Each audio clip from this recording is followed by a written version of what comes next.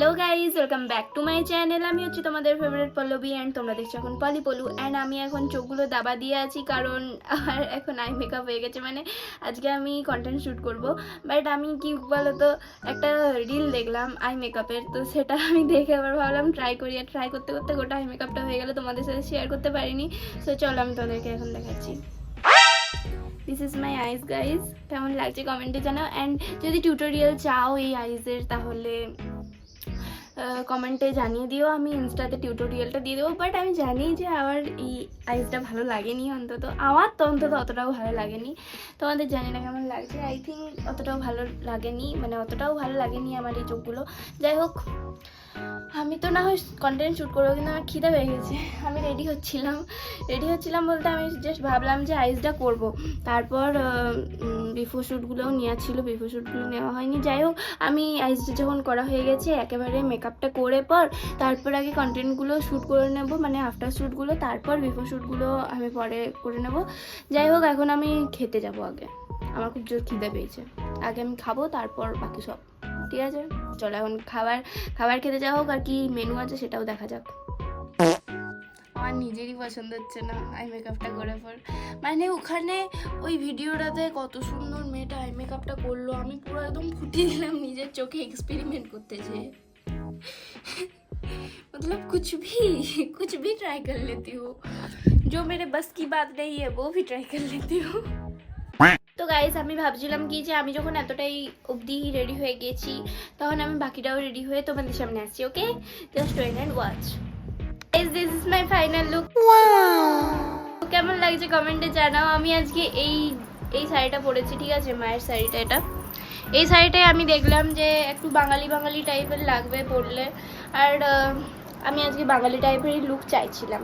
And আজকে আমি এই ফলস আর্টিফিশিয়াল গোলাপটাও লাগিয়েছি। কেমন লাগছে কমেন্টে যারা। আমি না কানেরটা দুবার ধরে চেঞ্জ করলাম, দুবার।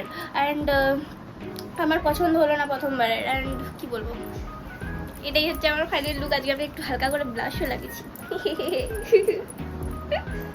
ভালো লাগছে তো আমাকে? আমি জানি আমাকে ভালো লাগছে, একটু বেশি ঢং হয়ে গেল জানি, but I am just a girl, so আমার একটু ঢং তো বেশি হবে। Just kidding.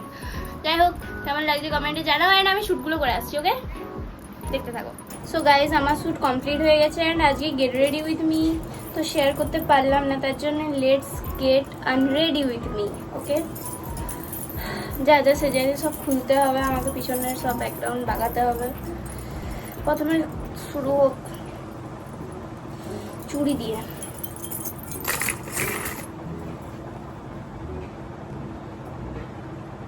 আমি গেট রেডি উইথ মি দেবো, এটার এই লুকটা গেট রেডি উইথ মি আমি মিনি ব্লগে নিয়েছি। তো সেখানে তোমরা ইনস্টাগ্রাম অ্যাকাউন্টে বা আমার ইউটিউব শর্টসেও পেয়ে যেতে পারো, কিন্তু ইনস্টাগ্রাম অ্যাকাউন্টেও পেয়ে যাবে।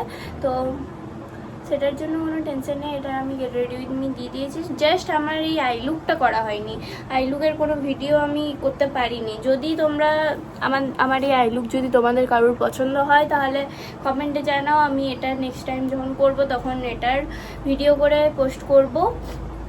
নেক্সট টাইম না হোক, যখনই মানে তোমরা যদি একটু বেশি যদি ডিমান্ড থাকে এই আই লুকটার, তাহলে আমি কিছু দিনের মধ্যে আবার করে পর তোমাদের ভিডিওতে শেয়ার করব। অ্যান্ড তার জন্য তোমাদেরকে কি করতে হবে, অনেক কমেন্ট করতে হবে, এই আই লুকের জন্য টিউটোরিয়াল চাইতে হবে, ঠিক আছে।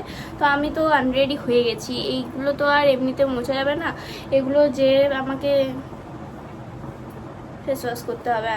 আর আমি এখন যাব স্নান করতে বলতে এখন প্রায় বলবো না, খাটি 1টা বাজছে। আমাকে এখন স্নান করতে যেতে হবে, নাহলে মা প্রচণ্ড মারবে না, বকবে। তো এখন আমি যাই, একটু পরে দেখা করছি, ঠিক আছে। তো গাইজ, আমি স্নান করে চলে এসেছি। অ্যান্ড ভাবতে পারছো আজকে আমার কত কম সময় লেগেছে স্নান করতে। আমার অন্যদিন লাগে আধ ঘন্টা 1.5 ঘন্টা, কিন্তু আজকে আমার লেগেছে জাস্ট 15 মিনিট। যাই হোক, ওসব বাদ দাও। আমি যেটা বলছিলাম, আমি এখন তুলবো মেকআপ। অ্যান্ড আমি কিভাবে তুলি সেই হ্যাকটা তোমাদের শেয়ার করতে চাই। মানে আমার কাছে তো ধরো মেকআপ রিমুভার নেই, যাই আমি যেভাবে একটা দেশি টাইপের আমি তুলি, ঠিক আছে, সেটা আমি ভাবলাম তোমাদের সাথেও শেয়ার করা যাক। আই থিঙ্ক তোমরা সবাই অনেকেই জানো বা জানতে পারো বা জানো না। যাই হোক, আমি একবার বলে দিচ্ছি। আমি এটা শুনেছিলাম আমার একটা দিদির কাছ থেকে।